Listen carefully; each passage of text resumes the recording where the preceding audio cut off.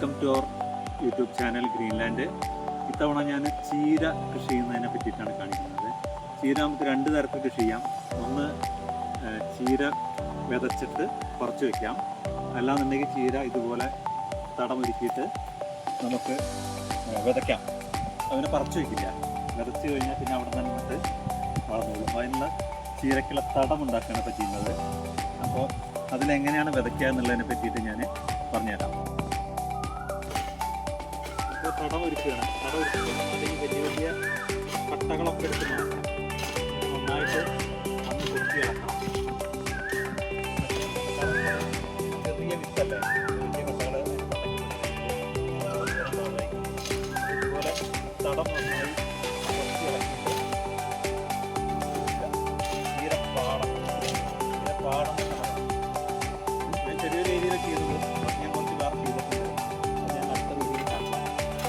ചീരയുടെ വിത്ത് എങ്ങനെ വയ്ക്കുന്നത് എന്നുള്ളത് ഞാൻ പറഞ്ഞുതരാം. ചീരയുടെ വിത്ത് ഞാനിപ്പോൾ അത് ഹൈബ്രിഡ് ചീരയുടെ വിത്താണ് ഉപയോഗിക്കുന്നത്. അപ്പോൾ അത് എടുക്കുക. കാരണം ചീരയുടെ വിത്ത് കുറച്ചേ ഉണ്ടാവുള്ളൂ, കാരണം നമുക്കത് വിതയ്ക്കാൻ ബുദ്ധിമുട്ടാകും. അപ്പോൾ നമ്മൾ ടെക്നിക്ക് ഉപയോഗിക്കണം. ഒരു പാത്രത്തിൽ ഇതുപോലെ മണലെടുക്കുക. മണലെടുത്തിട്ട് അതിൽ നമ്മൾ ചീരയുടെ വിത്ത് മണലിൽ മിക്സ് ചെയ്യാം. കാരണം നമുക്ക് ചീരയുടെ വിത്ത് കുറച്ചല്ലേ ഉണ്ടാവുള്ളൂ.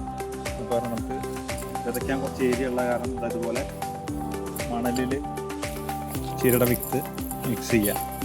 എന്നിട്ട് വിതച്ച് കഴിഞ്ഞാലാണ് കറക്റ്റ് എല്ലാ സ്ഥലത്തും എത്തും. മറ്റേ അതിൽ കൂട്ടം കൂടി കിടന്നു കഴിഞ്ഞാൽ അത് കാട് പോലെ വളരും. അപ്പോൾ അത് വിതച്ച് എല്ലായിടത്തും ഗ്യാപ്പ് കിട്ടി കിടക്കാൻ വേണ്ടിയിട്ടാണ് മണലിൽ മിക്സ് ചെയ്യുന്നത്. പണ്ട് എള്ള് വിതയ്ക്കുക എങ്ങനെയാണ്, എള്ള് ഇതേമാതിരി വലിയ പാടുണ്ടാകുമ്പോൾ അതിൽ വിളക്കണമെന്നുണ്ടെങ്കിൽ കുറച്ച് എള്ളുണ്ടാവുള്ളൂ വിത്ത്. അപ്പോൾ അതുപോലെ മണലിൽ മിക്സ് ചെയ്തിട്ട് എന്നിട്ട് എന്ത് ചെയ്യാം,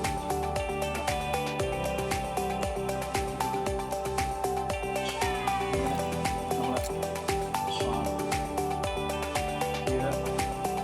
വിതയ്ക്കുന്ന തടത്തിൽ അങ്ങനെ കൊടുക്കുക.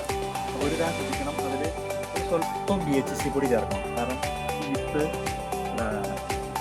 ഉറുമ്പ് കൊണ്ടുപോകാൻ സാധ്യതയുണ്ട്. അത് കാരണം ഇത് പൊടിക്കുക. അപ്പോൾ ഈ മണ്ണിൻ്റെ കൂടെ മിക്സ് ചെയ്താലും മതി, അല്ലാന്നുണ്ടെങ്കിൽ വിതച്ചതിന് ശേഷം മിക്സ് ചെയ്താലും മതി. മണൽ മിക്സ് ചെയ്തിട്ടുള്ള ചീരവിത്താണ് ഇപ്പോൾ ഞാൻ ഈ വിതയ്ക്കുന്നത്. അപ്പോൾ അതിന് തുല്യ അകലം കിട്ടും. കൂട്ടം കൂടി കിടന്നിട്ട് കാട് പിടിച്ച മാതിരി ആവില്ല.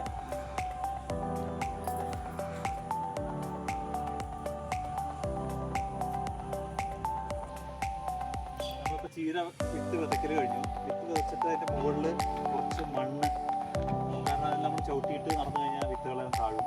അപ്പോൾ കാരണം കുറച്ച് മണ്ണ് ഇങ്ങനെ പാറി കൊടുക്കാം ചീര വിത്തിൻ്റെ മുകളിൽ.